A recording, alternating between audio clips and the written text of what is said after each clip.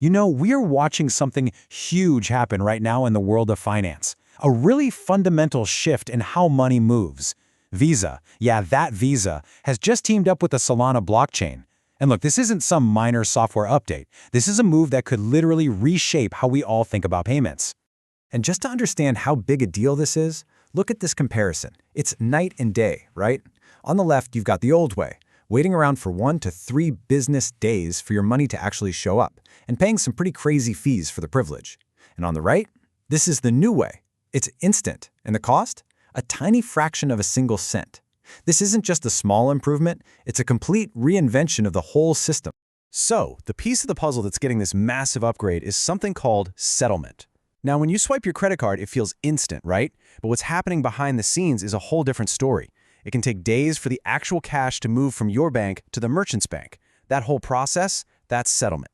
And it's always been the slow, clunky, and expensive part nobody really sees. And this is the breakthrough.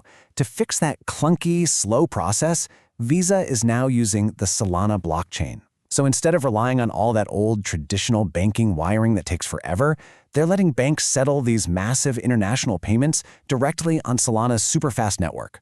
Really, you can think of it like a tech power trio coming together. First, you've got Visa, the biggest payment network on the planet. Then you have Solana, which is basically providing these brand new, high-speed digital rails for money to travel on. And finally, you have USDC. That's a digital dollar that's always worth exactly $1, and it's the actual thing moving across those rails. It's just a crazy powerful combination. Okay, so we get it. This is a game changer for sending money around the world. But let's zoom in a little bit. What does getting a stamp of approval from a giant like Visa actually mean for Solana's own finances? Let's talk numbers. $233 million. Just take a second and let that number sink in.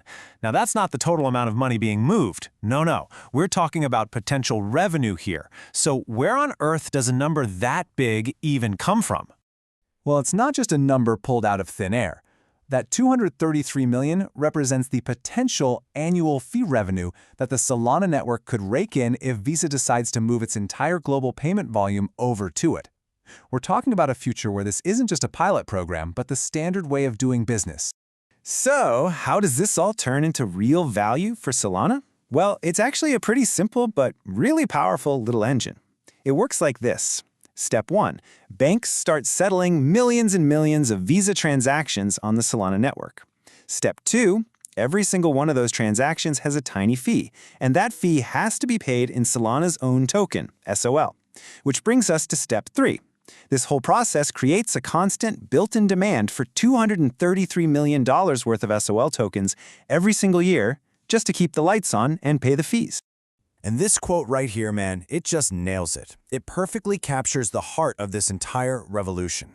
We are literally watching the world move from a system that you measure in days and dollars to a brand new one that you measure in seconds and fractions of a penny. The jump in efficiency is it's absolutely staggering. And all of this brings us to one last and maybe the most important question to think about. We've been talking about Visa and payments today. But if this kind of technology can totally transform something as huge and complicated as the global financial system, you really have to wonder, what's next? What other massive industries are about to get this same kind of radical upgrade?